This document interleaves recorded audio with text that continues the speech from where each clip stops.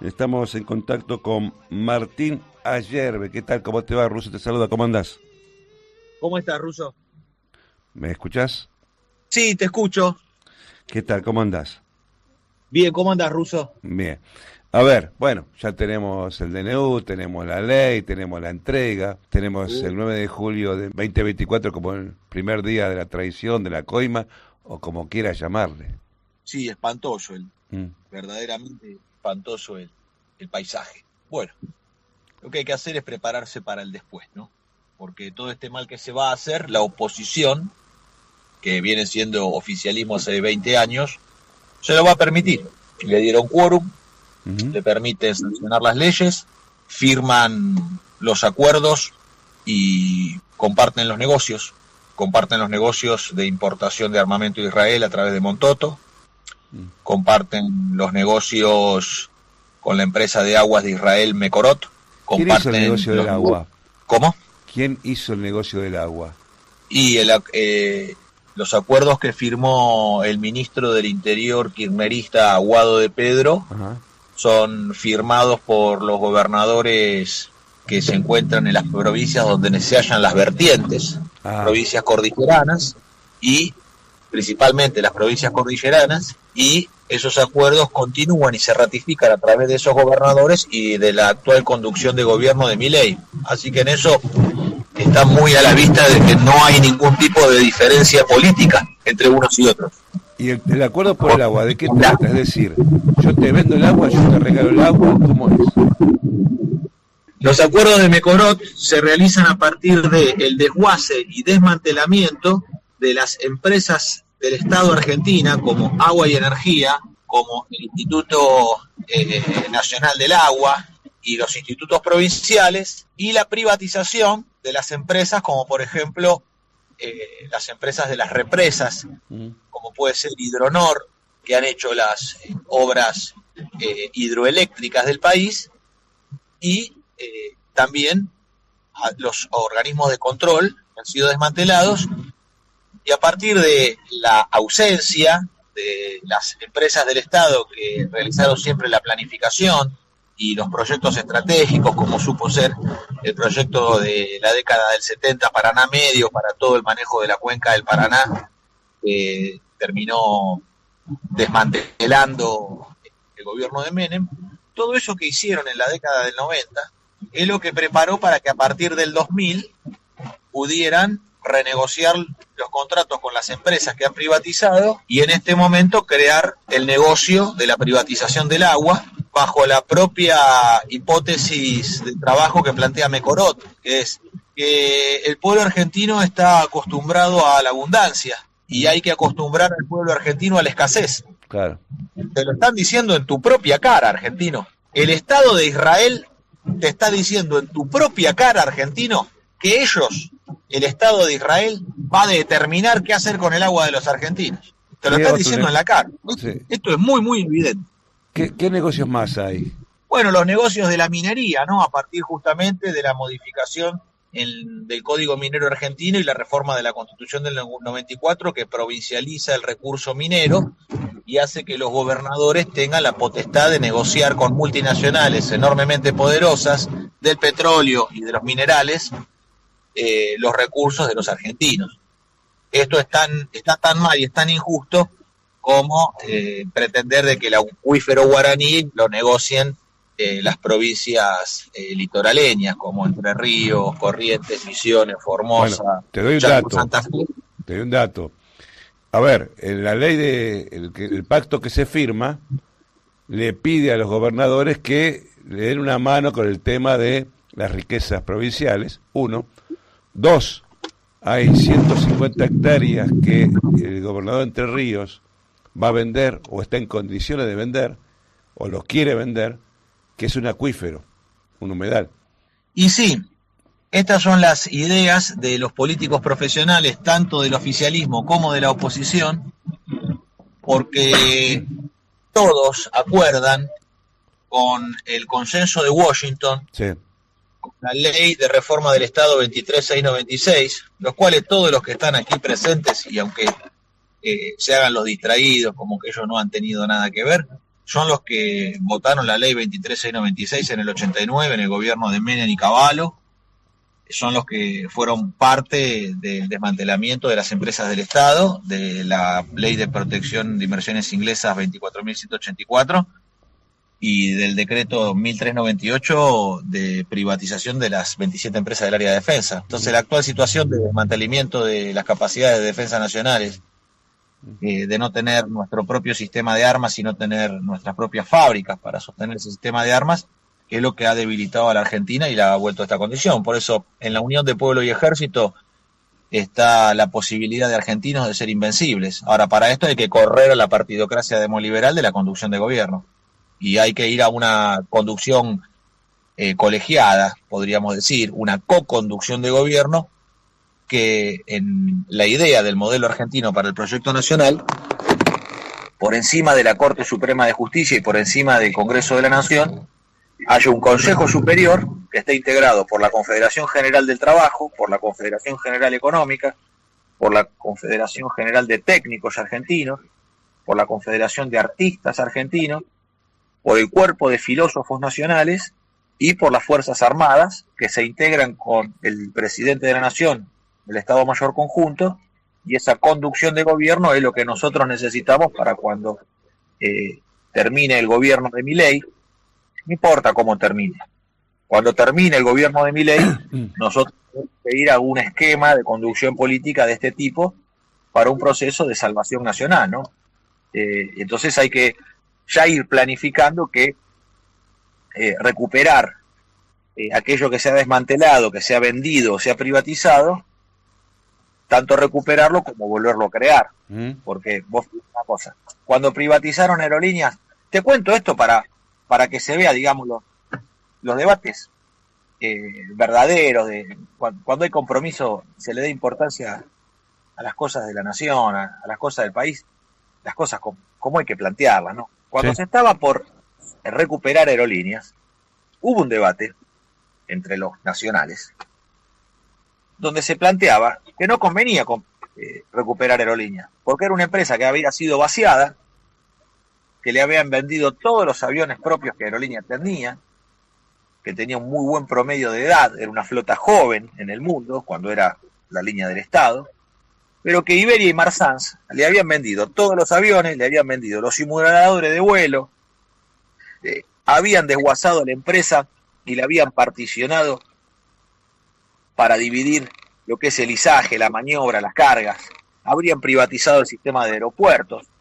entregándoselo a Inglaterra a través de la figura de Urnequian. Se habían vendido las propiedades de Aerolíneas Argentinas en el mundo, los hangares que Aerolíneas tenía en otros aeropuertos, se vendieron los edificios, las sedes comerciales. Aerolíneas oficiaba como un cuerpo diplomático, no solamente como una línea aérea, era un poder del Estado argentino, de la nación argentina en el mundo, y además era signo de prestigio y admiración. Pero cuando la empresa se desmanteló y se vació completamente, la discusión que se dio en su momento era de que no era tan conveniente recuperar Aerolíneas. ¿Por qué? Porque te vaciaron la empresa, te la desmantelaron, te la robaron, y ahora te la entregan con un pasivo, con una deuda, con una flota alquilada, que hay que pagar el alquiler. Entonces, ¿cuál era el sentido de ese? Bueno, evidentemente no tenía ningún sentido recuperar la empresa en esos términos, teniendo que hacer una erogación del pueblo argentino a través de la decisión de un gobierno que quería pagar ese pasivo. Exactamente lo mismo intentaron hacer con la flota de Marúa. Marúa es una empresa mexicana quebrada que en algún momento supo ser nacional, pero no lo era, y tenía un pasivo, tenía una deuda, era una empresa quebrada, que bajo la puesta en escena de que íbamos a recuperar la mercante argentina, se incorporaba a una flota que navegaba con buques charteados a casco desnudo con bandera de conveniencia. Sí. Una flota pirata, estamos hablando. Una flota pirata. Y también se le levantó el quebranto a Marúa y después desaparecieron. Entonces, en ese momento, cuando pasaba eso mismo con Aerolíneas Argentinas, nosotros decíamos, bueno, sería más provechoso para la Argentina fortalecer líneas aéreas del Estado, LADE. Fortalecer LADE, porque en vez de poner el dinero para levantar un quebranto y volver a empezar de cero, era conveniente fortalecer la ADE y absorber a través de la ADE a todos los pilotos, las azafatas, los técnicos, los mecánicos, la gente de comercial. Bueno, porque esto es lo que hay que pensar para hacer cuando termine este gobierno de entrega. Entonces, tiene que haber una vuelta del empresario argentino. El tema de aerolíneas, Martín, el tema de aerolíneas es que el tema era que cuando vos firmaste algo, el juez que te iba a juzgar, para bien o para mal, está en Nueva York. ¿Viste vos? Y nunca va a ser a favor. De hecho, no lo fue. ¿Viste vos? Y lo mismo con YPF, ¿viste claro. vos? Entonces, ¿lo hacen a propósito o son pelotudos? Las dos cosas. Y no sé, ¿viste? Porque si son inútiles para todo servicio, que den un paso al costado y que dejen de obturar la posibilidad de que otros argentinos, que sí tienen capacidad y tienen coraje para hacerlo, lo hagan. Porque la diferencia entre los malos y los boludos ya no tiene sentido de dividirlo, de ver cuál es malo y cuál es boludo, porque en definitiva, ¿será que de idiotas se nutre la maldad y hoy se impone sobre el bien? Enseñaba Ricardo Iorio en su obra, ¿no? En su poesía. ¿Será que de idiotas se nutre la maldad y hoy se impone sobre el bien? Claro. Entonces, Perón la decía, realidad es que... Perón decía que he visto a malos convertirse en buenos, pero nunca un bruto ni inteligente. Claro, Perón lo explicaba así Sí. y parecía medio fuerte lo que decía Perón, pero la verdad que se quedó corto, Sí. porque vos cuando observás, por ejemplo, en la provincia de Buenos Aires, ¿no? El gobernador de la provincia de Buenos Aires, que está en su segundo mandato, venció la concesión del ramal Rosario-Puerto Belgrano, del ferrocarril. Sí. Que es Ferroexpreso Pampeano, que es una sociedad dependiente de Comercial del Plata, y Comercial del Plata es una sociedad dependiente del Grupo Techín, Pablo Roca, que también se hicieron ricos quedándose con la privatización de Somisa, Sí. de la fábrica militar de acero, que es una fábrica fundada por el ejército argentino. Porque hay otros que en el peronismo también andan diciendo que el único que acá puede producir acero es Pablo Roca. Claro. Entonces, es el discurso del menemismo hablando de la incapacidad de los argentinos de trabajar. Primero, que los obreros son argentinos. Y segundo, que los Roca no pusieron un solo mango y tampoco son los que levantaron los altos hornos ni montaron la acería, los trenes de laminación. Todo eso lo hizo el ejército argentino. Sí. Igual que en la Formosa. Y en la provincia de Buenos Aires vence la concesión del Rosario-Puerto Belgrano. Es un ferrocarril que lo usa Techín para su propio beneficio y no permite que nadie cargue. Y eso nos permitiría a nosotros descomprimir la zona del Gran Rosario, donde nosotros en 2010 exportábamos cerca de 100 millones de toneladas. Y llegamos al 2023 con 150 millones de toneladas. Y vamos a llegar al 2035 con 200 millones de toneladas de exportación. Entonces es momento de proyectar que esas 50 millones de toneladas que están por venir no van a poder salir por Rosario, porque está colapsada la infraestructura de Rosario y ya está saturada la circunvalación en la cosecha gruesa, y los camioneros tienen que hacer una semana de espera, le dan un número para entrar al puerto, y los tipos tienen que estar una semana durmiendo en el camión, no se pueden higienizar, comen cualquier porquería, viven, imagínate, arriba del camión una semana. Sí. Porque no pueden, entonces, las 50 millones de toneladas que están por venir, porque el campo argentino las va a producir, tiene que tener un vector logístico, una planificación logística que pueda distribuir esas cargas hacia otros puertos. Entonces, el ramal Rosario-Puerto Belgrano, que va paralelo al meridiano quinto, que es el límite entre la provincia de Buenos Aires y La Pampa, paralelo a la ruta 33. Es el que tiene que absorber esas cargas para sacarlo por Bahía Blanca y por Quequén, que son puertos de aguas profundas naturales. Y es por eso que ante el vencimiento en 2023 de esos contratos del Rosario Puerto Belgrano y el vencimiento de la concesión del puerto de Quequén, le planteamos a Carly Bianco, el jefe de gabinete de Axel Kicillof, que había que conversar sobre estos temas, porque estaba la posibilidad de que la provincia de Buenos Aires recuperara el puerto de Quequén para dominar la maniobra y facturar un montón de guita, porque en un puerto te pueden pasar dos cosas cuando vos lo manejás. O ganás mucha guita o ganás muchísima guita. ¿Me entendés? Sí. Tenés dos cosas te pueden pasar. Si te va mal, haces mucha guita. Y si te va bien, haces muchísima guita. Lo que no se puede hacer es perder guita en un puerto. Se gana guita o se gana guita. Si las cargas tienen que salir y la maniobra vos la cobras, el visaje vos lo cobras. Nosotros dijimos en este espacio, hace unos meses, que Sergio Tomás Massa estaba muy interesado en el puerto Quequén, ya no pertenecía al gobierno, y había un fondo buitre amigo de él, pedían precio por el puerto de Quequén. Yo dije, ¿para qué quiere un puerto un político, no? Inocentemente, bueno, decía yo. Entonces vos fíjate, Sergio Massa tiene sus, como es un hombre de la embajada norteamericana. Sí. Si querés comprar un terrenito Massa, tiene como es en la costa, tiene un emprendimiento, un barrio privado, 1 kilómetro.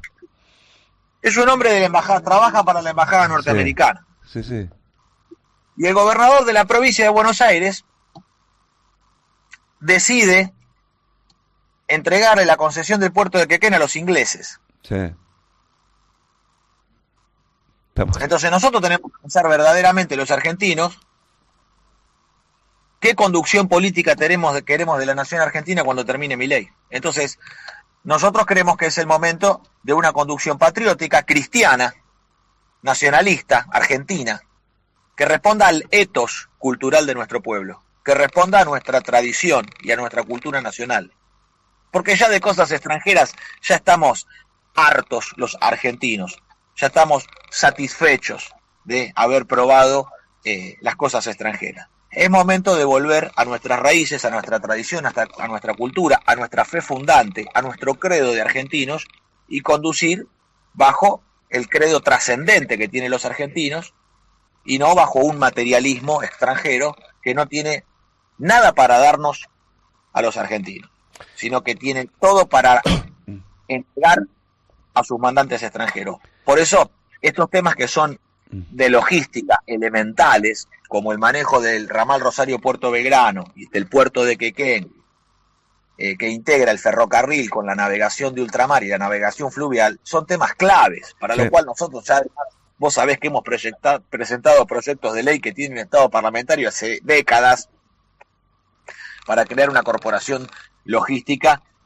que despliegue el dominio del territorio por parte de los argentinos y que junto con las Fuerzas Armadas Nacionales, con la Armada en los puertos, con la Fuerza Aérea ocupando los aeropuertos, recuperando los aeropuertos y volviendo a que la Policía de Seguridad Aeroportuaria vuelva a integrarse dentro de la Fuerza Aérea, así como la Gendarmería en el Ejército y la Prefectura en la Armada, que es lo que corresponde, y no este desmembramiento que hizo el kirchnerismo, que lo único que hace es debilitar a la nación argentina, y de esta manera tener control del aire, del mar y de la tierra, y con un despliegue de líneas ferroviarias hacia la Patagonia Austral, por la cordillera y por el Atlántico, montar los campamentos mineros, la industria forestal, la industria pesquera, la industria petrolera, bajo conducción de las Fuerzas Armadas, y de esa manera nosotros hacernos de todos los insumos necesarios para las industrias primarias y secundarias que devienen de la extracción de la materia prima. Ahora, vos hablas de nación, pero hoy ya no es más nación, hoy es una factoría, colonia, llamarle como quieras. Hoy obedecemos a Richardson, OTAN, Biden, el que elegí vos. Bueno, es que a esto nos han llevado, tanto el oficialismo como la oposición. Porque a mí algunos compañeros que se me acercan me dicen, bueno, ahora tenemos que estar todos unidos en contra de Milei. Sí. Bueno, pero hay que ver qué se va a hacer después de Milei. Porque los que hoy están unidos con Milei, haciendo negocios con Milei, y siguen la misma geopolítica que Milei, como Guado de Pedro con Mecorot, con el cual está unido a Milei. También compartían a Santiago Caputo. Claro. y a Mario Montoto, que le vende armamento israelí a todos, socio porque de todos Haddad. le compran. Sí. Le compra a Larreta, le compra a Macri, le compra a Cristina, le compra a Kicillof, le compra a Scioli, le compran todos. Claro. Entonces, en este aspecto, lo que nosotros tenemos que observar es que no tenemos un sistema de armas porque han violado desde hace 20 años el artículo 8 de la Ley de Defensa Nacional, que es la que determina que el Poder Ejecutivo, el comandante jefe de las Fuerzas Armadas y el Estado Mayor Conjunto tienen que definir cuál es la hipótesis de conflicto. Lo cual han rechazado que la Argentina defina su hipótesis de conflicto. Claro, y sin hipótesis de conflicto no hay sistema de armas. Claro. Si no hay sistema de armas, no hay producción para la defensa. Por eso todo esto que está trabado hay que cortarlo con una línea ejecutiva de conducción de gobierno que vuelva a poner de pie las fábricas militares, que Fabricaciones Militares vuelva al campamento minero, porque en la riqueza mineral del país está el poder de reconstrucción de nuestras Fuerzas Armadas. Martínez Yerbe, como siempre, gracias por tu tiempo aquí en Radio Belgrano. Russo, te agradezco mucho. Hasta luego.